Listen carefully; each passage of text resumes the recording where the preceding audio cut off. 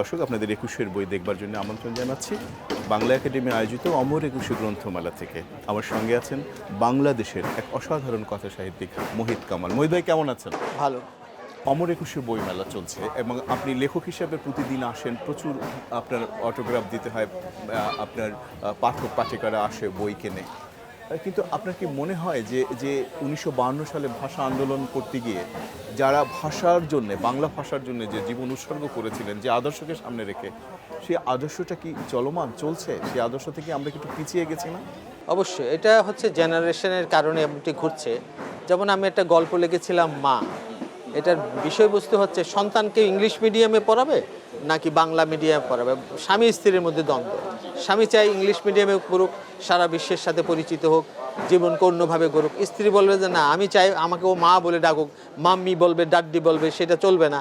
এর মধ্যে একটা দ্বন্দ্ব নিয়ে আমি একটা মধুর গল্প লিখেছি। তো এরকম আমি দেখছি যে এখন অধিকাংশ বাবা মারা একটু যখন সচ্ছল হয় তখন বাচ্চাগুলিকে ইংলিশ মিডিয়ামে পড়াচ্ছে। কলকাতায় একই অবস্থা দেখেছি। আমাদের প্রখ্যাত উপমহাদেশের কথা সাহিত্যিক শীর্ষেন্দুকে আমিও হাহাকার করতে দেখি যে ওরা তো আমাদের বই পড়ছে না, ওরা ইংলিশ মিডিয়ামে পড়ছে, সুতরাং ওদেরকে বাংলামুখী করার কী কী পদক্ষেপ নেওয়া যায় ওরাও ভাবছে। আমরাও এরকম ভাবছি। যেমন আমি একটা আন্দোলন করছি, সন্তানকে বইমুখী করুন, সন্তানকে মেলামুখী করুন, সন্তানের ঘরে লাইব্রেরি গড়ে তুলুন। কী কারণে? কারণ সন্তানকে আপনি এই নেটের আসক্তি থেকে মুক্ত করুন। নেটের প্রযুক্তির সাথে তারা পরিচিত হবে, কিন্তু আসক্তি তাকে মুক্তি করতে হলে ডেফিনেটলি তাকে বাংলা মিডিয়ামের বই পড়তে হবে। আমি চাই না তারা ইংলিশ মিডিয়ামে বই ছোটোবেলা থেকে পড়বে, সে যার যতটুকু সামর্থ্য আছে পড়ুক, কিন্তু আমার যে সাহিত্য আছে সেটা পড়ুক। যেমন আমি একটা পত্রিকা করি শব্দঘর, সেখানে একটা দুটো ফর্মা থাকে, সেরা বাংলা সাহিত্যের ইংরেজি অনুবাদ।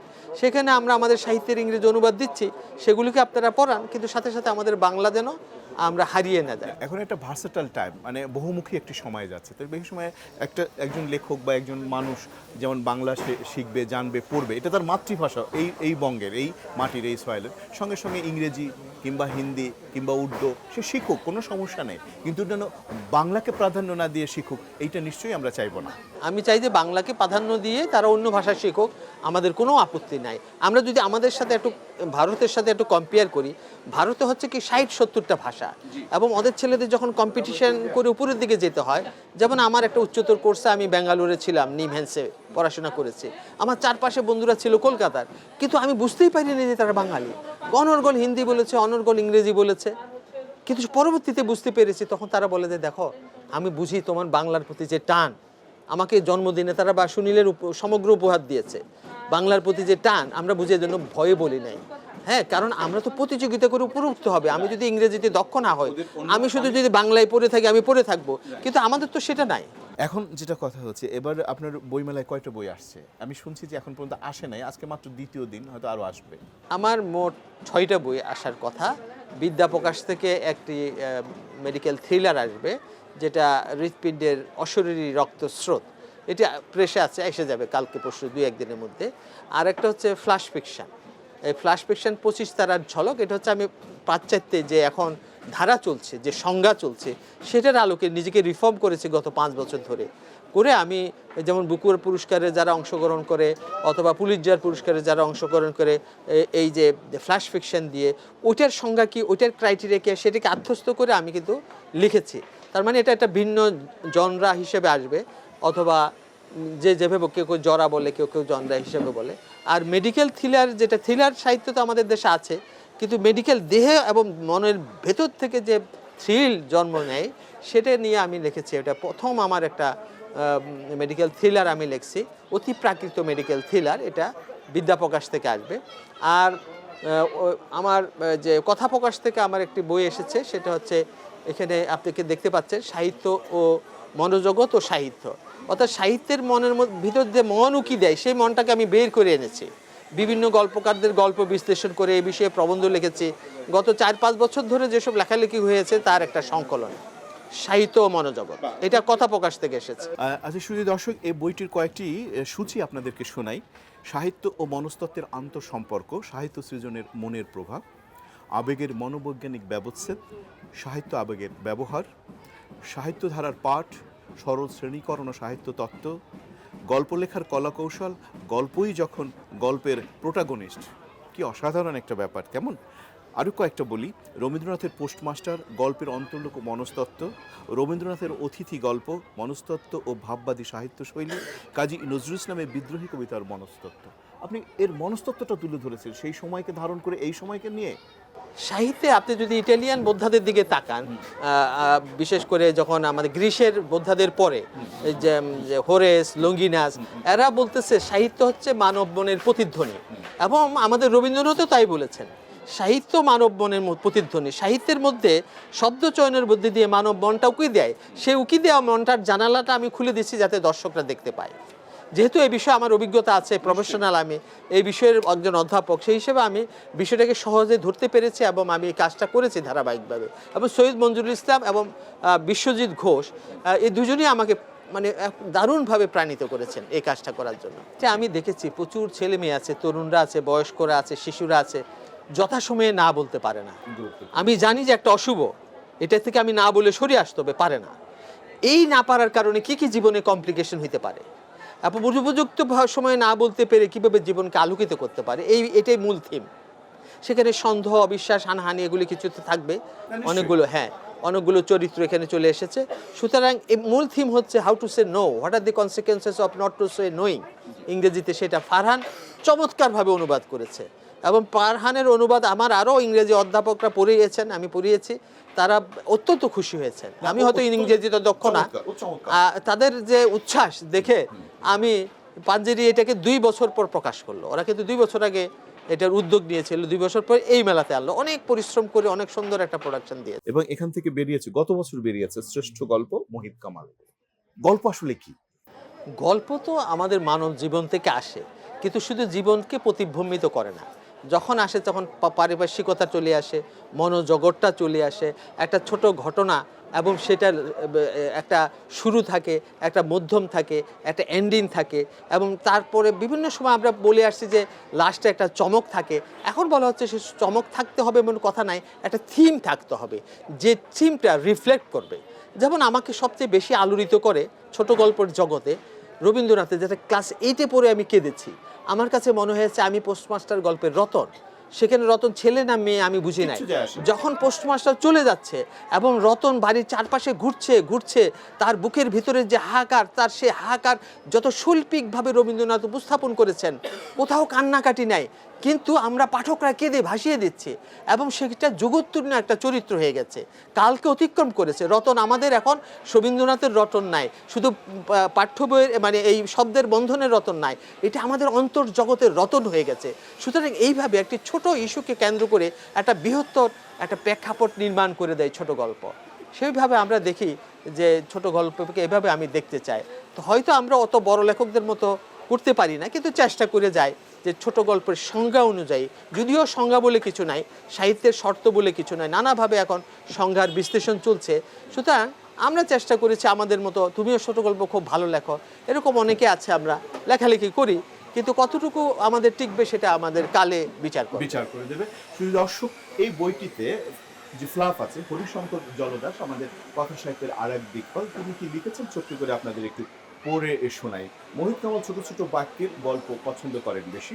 যে লেখকের মধ্যে সুখ দুঃখ, বিশ্বাস অবিশ্বাস, সকাল সন্ধ্যা, উদ্বেগ, আশা নিরাশা, বিদ্বেষ ভালোবাসার দ্বন্দ্ব নেই, তিনি কখনো যথার্থ লেখক হয়ে উঠতে পারেন না।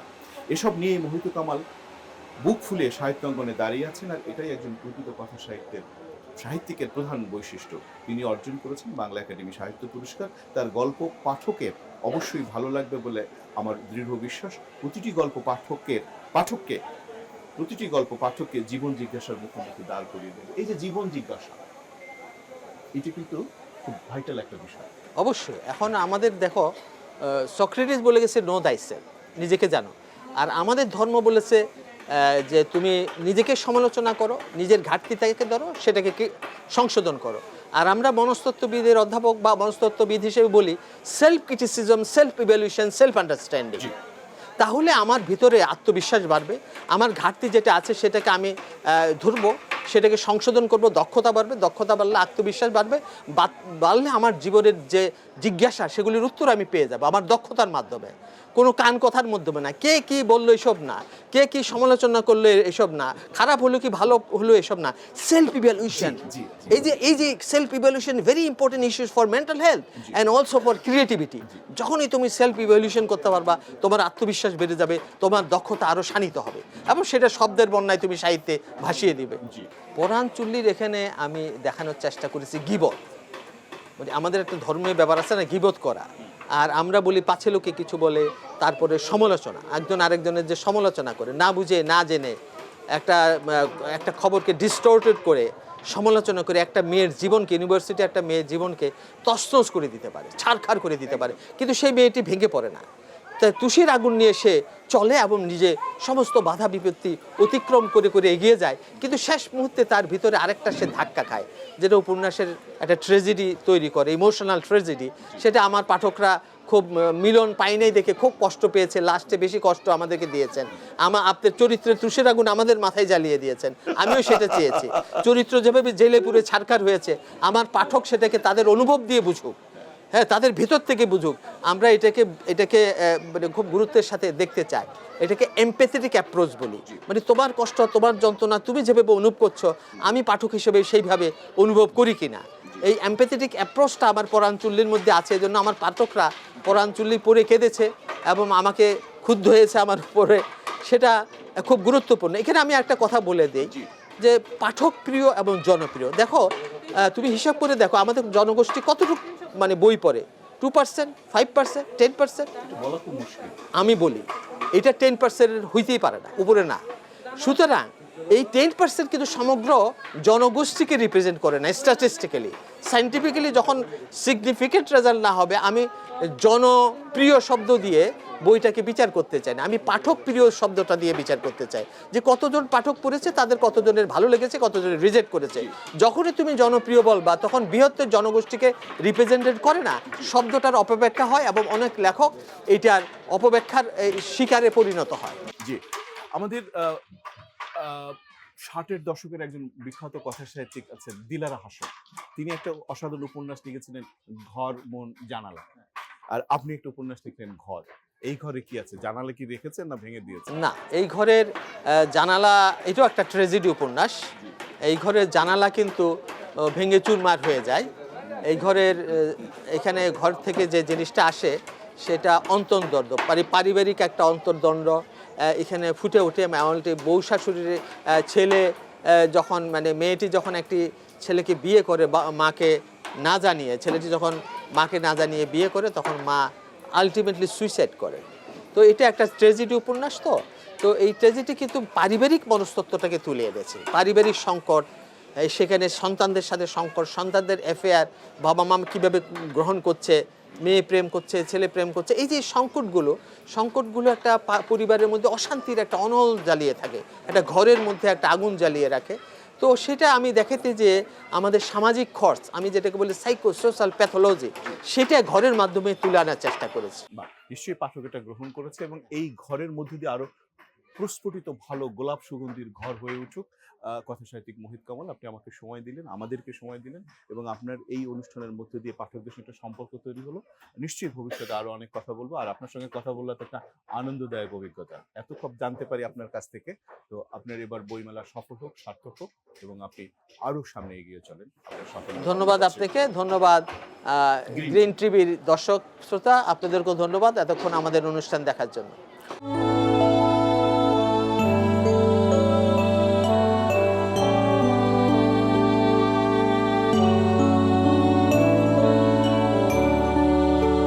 প্রিয় দর্শক, এতক্ষণ ছিলাম 21-এর বইয়ে, আমাদের সঙ্গে ছিলেন মোহিত কামাল, বিশিষ্ট কথা সাহিত্যিক। চলুন এবার একটু অন্য প্রসঙ্গে যাই।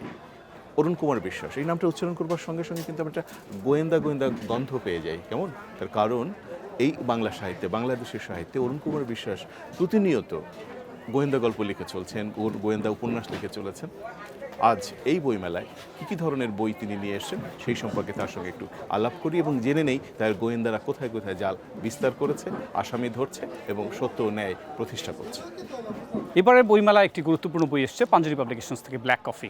আপনারা জানেন আমি অরুণ কুমার বিশ্বাস, বেসিক্যালি ডিটেকটিভ ধাঁচের লেখা লিখি। তো পাঞ্জেরি থেকে যে বইটি কথা বললাম, ব্ল্যাক কফি, এটি মূলত ডিটেকটিভ অলোকেশ রয়ের 12তম বই। এর আগে 11টি বই বেরিয়েছে। আপনারা বুঝতেই পারছেন যে এটি এখন বাংলাদেশের প্রেক্ষিতে একটি প্রতিষ্ঠিত ডিটেকটিভ সিরিজ। এখানে অলোকেশ রয়ের যারা সঙ্গী সাথী রয়েছে আপনারা জানেন, উর্বি বোস এবং সেই সঙ্গে ক্রাইম রিপোর্টার আসিফ ইমরুল।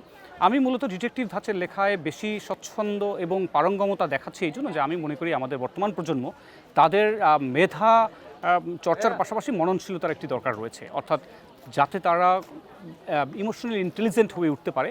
সেই জন্য আমি মনে করি ডিটেকটিভ ধাঁচের লেখা তাদের জন্য খুবই উপযোগী হয়ে ওঠে। আমরা যদি ফেলুদার কথা বলতে পারি, ব্যোমকেশ বক্সী কিংবা শার্লক হোমস, এই বইগুলোর মধ্যে এমন কিছু যৌক্তিক বিন্যাস থাকে যেটি কিনা আমাদের তরুণদের মেধাকে আরও বেশি শার্প এবং আমরা যদি বলি যে ইমোশনালি আরও বেশি সাযুজ্যপূর্ণ করে তুলতে পারে, সেটা ডিটেকটিভ বই।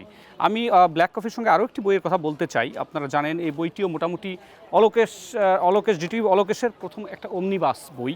এখানে প্রথম দিকে প্রকাশিত 5টি বই আছে, এটিও কেবলই বেরিয়েছে, পাঞ্জেরি থেকে কেবলই বেরিয়েছে। এবং এটা ভাবতে ভালো লাগছে যে বাংলাদেশে একটি ওমনিবাস প্রথম এলো। আমরা কিন্তু বিভিন্ন ডিটেকটিভ যে ওমনিবাস সেগুলো আমরা এর আগে পড়ে আছি, সুচিত্রা ভট্টাচার্যের ওমনিবাস পড়েছি, কিন্তু অলোকেশ ওমনিবাস এই প্রথম বেরিয়েছে পাঞ্জেরি থেকে এবং আমি মনে করি এটা মোটামুটি পাঠকপ্রিয়তা পেয়েছে। এই বইয়ের মধ্যে প্রথম দিকের উপন্যাসগুলো রয়েছে। তারপরে যদি আমি চিলিংহাম দুর্গে আতঙ্ক এই বইটির কথা বলি, এটি যদিও অলোকেশের বই নয়, বাট এটি পাঞ্জেরি পাবলিকেশন থেকে প্রকাশিত পাঠকপ্রিয় বইগুলোর মধ্যে একটি। আমি যখন ইংল্যান্ডে পড়তে গিয়েছিলাম উচ্চশিক্ষার্থে, তখন এই চিলিংহাম বলে একটি জায়গা রয়েছে, সেখানে একটি দুর্গকে নিয়ে আমি এই অ্যাডভেঞ্চারটি লিখেছিলাম। এটি 4 বছর আগে প্রকাশিত হয়েছে, কিন্তু এখনও সমান জনপ্রিয় এবং গুরুত্বপূর্ণ বই বলে আমি মনে করি। আরেকটি বইয়ের কথা বলতে চাই, একটি খুনের প্রস্তাব, এটি গত বছরে বেরিয়েছে এবং এখনও মোটামুটি কয়েকটি সংস্করণ এসছে। আমরা জানি যে আমরা অনেক ধরনের প্রস্তাব পেয়ে থাকি, প্রেমের প্রস্তাব সবচেয়ে বেশি পাই, কিন্তু খুনের প্রস্তাব অর্থাৎ একজন খুনি, পোটেনশিয়াল কিলার, যে খুব তার চাতুর্য খাটিয়ে সে কিছু ঘটনার আগে আপনাকে একটা প্রস্তাব দিয়ে বসলো এবং যেটি অলোকেশ রয় সেই তার 2-3টি কথার সূত্র ধরে কিন্তু একটা সময় তার এই নেগেটিভ কাজ অর্থাৎ খুনকে কিন্তু আটকাতে পারে। সো এটি আমি মনে করি যে পাঠকদের কাছে খুব গুরুত্বপূর্ণ একটি বই, একটি খুনের প্রস্তাব। আরেকটি বই গুপ্তি। এটি 2 বছর আগে বেরিয়েছে, কিন্তু এটা হতে পারে একটু ওল্ড, বাট এটা সামঞ্জস্যপূর্ণ, এখনও সঙ্গতিপূর্ণ একটি বই গুপ্তি। এটি ডিটেকটিভ অলোকেশ রয়ের একটি, আমি মনে করি একটি, আমার মনে হয় যে পাঠকরা এই বইটির প্রতি যথেষ্ট সদাচরণ করেছে। এবং এবার যদি আমি সার্বিকভাবে বইমেলার কথা বলি, সেক্ষেত্রে আমি বলবো যে কেবলই শুরু হয়েছে মেলা। যতটা হতাশা আমরা অনেকে ব্যক্ত করেছেন, আমি সেরকম হতাশা দেখছি না, কারণ এখনও এই রোজার মাসেও কিন্তু মোটামুটি যারা পাঠক তারা আসছেন, ঘুরছেন। লাস্ট আমি একটি বইয়ের কথা বলে শেষ করবো, সেটা বেচারা ব্যাচেলর। এটি মূর্ধন্য প্রকাশনা থেকে এসছে। এটি একটি রম্য ধাঁচের বই। আপনারা জানেন আমি ডিটেকটিভ গল্পের পাশাপাশি রম্য রচনা করে থাকি এবং এটা আমার 9ম বই। এবং মূর্ধন্য প্রকাশন থেকে প্রকাশিত এই বেচারা ব্যাচেলর বইটি যথেষ্ট পাঠকের মনোযোগ আকর্ষণ করতে পেরেছে। কারণ হলো এই যে আমরা অনেক সময় আছে যে আমরা জীবন জটিলতায় এতটাই হাঁপিয়ে উঠি যে একটু সুন্দর লঘু চালে যদি সূক্ষ্ম খোঁচা বা একটু আনন্দপূর্ণ একটা অভিব্যক্তি, এগুলো কিন্তু আমরা পছন্দ করি। শুধু দর্শক, 21-এর বই থেকে বিদায় নিচ্ছি, কিন্তু আপনাদের নিয়ে যেতে চাই মেলায় আসা ক্রেতা এবং দর্শকদের সঙ্গে পরিচয় করিয়ে দিতে। তারা কী ধরনের বই পছন্দ করছে, কী ধরনের নতুন বইয়ের গ্রান নিচ্ছে, সেসব একটু দেখে আসি, জেনে আসি।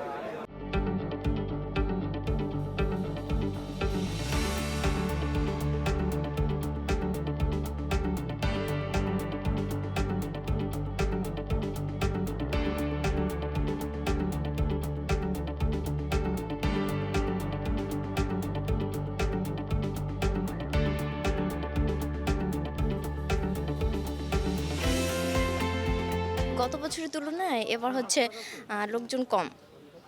আজকে আমি প্রথম আসছি, তো লোকজন আজকে কম মনে হইতেছে। বই হচ্ছে বেচারা ব্যাচেলার, এটা আমি নিছি, এটা পড়ার জন্য খুবই এক্সাইটেড। গত 2 বছর যাবৎ বইমেলায় আসেনি, 2 বছর পরে আজকে বইমেলায় আসলাম। তো অনেক ভালো লাগছে, এখানকার পরিবেশ আগের চেয়ে অনেক উন্নত, অনেক সুন্দর লাগছে এবং আগের চেয়ে গোছানো এবং পরিবেশটা অনেক ভালো। প্রতি বছরই বই কিনি, বই পড়ি, বই পড়তে ভালোবাসি, বই পড়তে আমার খুবই ভালো লাগে। আমি কমেডিয়ান, তারপরে হচ্ছে অ্যানামি, কার্টুন, এগুলো অনেক ধরনের বই কিনি। বই মেলায় এসে আমার অনেক ভালো লাগছে। আমি হচ্ছে বাসায় বই পড়ি, তো এই জন্য বই কিনতে আসছি। আমি বই মেলায় আসছি, দেখতেছি অনেক ভালোই অনেক সুন্দর লাগতেছে।